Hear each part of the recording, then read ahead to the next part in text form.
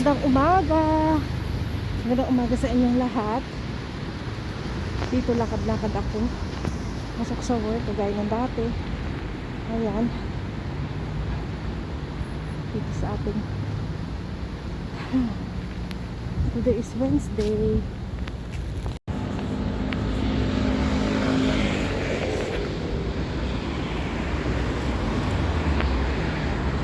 Ang hirap pag winter, guys, kasi nga ang daming suot.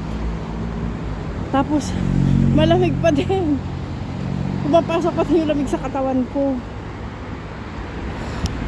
Yung hangin ba, as in. Then bukas daw ay magi-snow, tsaka sa Saturday. Pero dito naman sa sa France, hindi ganun yung kagaya dyan sa Poland. Grabe dyan sa Poland, October pa lang doon nag-i-snow na. Parang dumating ako doon November. Wala pang ganun karaming snow, pero after a week, dami ng snow. So ayun, kapag ganito talaga, kailangan mong magsuot ng maraming damit. Kasi hindi natin kaya ang lamig. Yung parang susuot yung mga, alam mo, yung mga kamay ko na mamanhid kapag kapag walang gloves. Yung tinutusok-tusok siya ba ng lamig. Kaya dapat dito matibay talaga yung buto mo. Yan. Sukain ka ng mga pagkain na rich in calcium and yan, gatas. Ako pa naman, guys, hindi ako mainom ng gatas. Ayoko talaga ng gatas. Ngayon, yun, kailangan ko talagang uminom. So nasanay na din, inom na rin ako ng gatas. Kasi nga ang patibay ng ating buto. Tapos cheese, hindi din ayoko din ng cheese. So kailangan pa naman natin yun, gatas, cheese, yogurt. Ayoko yung mga ganyan na pagkain. Ewan ko ba, ang hirap dito ng ganyan trabaho din, no? Kasi lamig-lamig.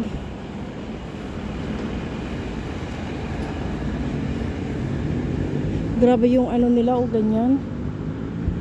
Yung foundation nila.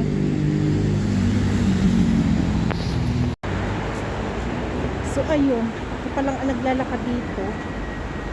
Tapos meron tayong vlog ulit.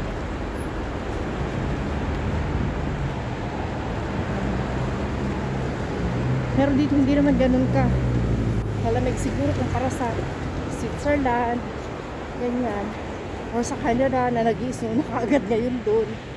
Dito hindi pa naman ganun. Pero mahina nga yung katawan ko sa lamig, kaya kailangan kong balot na balot. Tapos dagnas pawis naman na ako.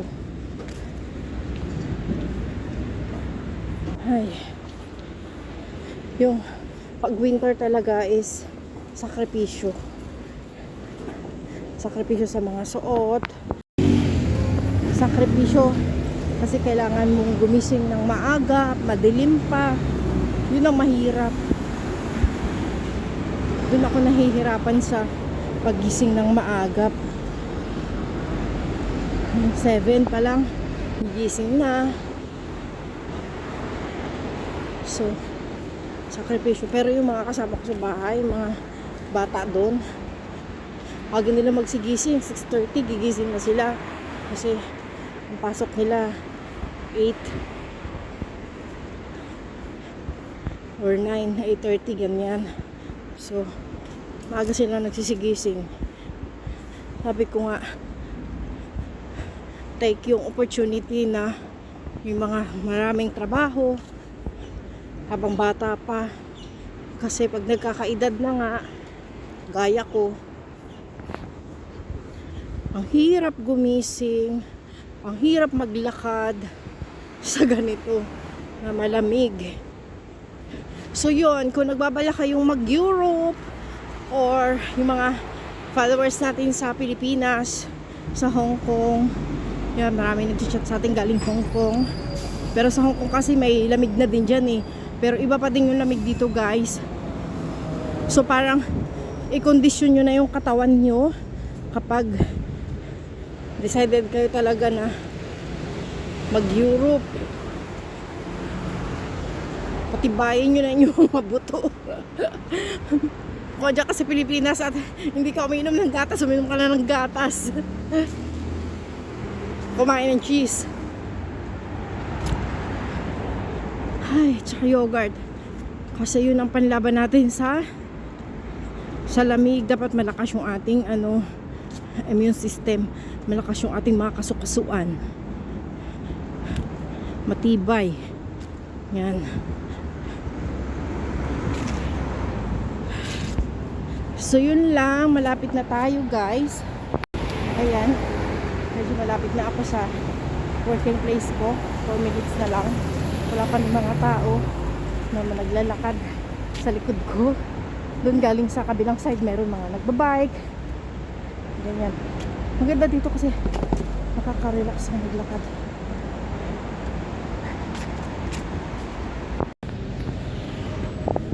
Tatawid lang ako dyan sa kabila ng bridge. Pero dito ako sa left side. Tapos doon na. Tapos na-exercise ako ngayong umaga. So mamaya pag-uwi ko sa hapon, lalakad ulit ako. Pero doon ako sa kabilang side. Kasi yun nga, pag dito kasi sa gabi, bilis. Walang maraming tao. Natatakot din ako. Kasi madilim na.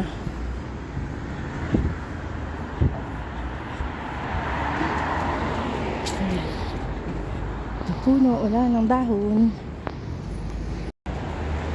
So, yun lang guys. We keep going and yun, laban lang. God bless us all guys. Andiyan naman palagi si Lord eh. Iniingatan tayo. Hindi tayo pinapabayaan. We love you all guys. Bye.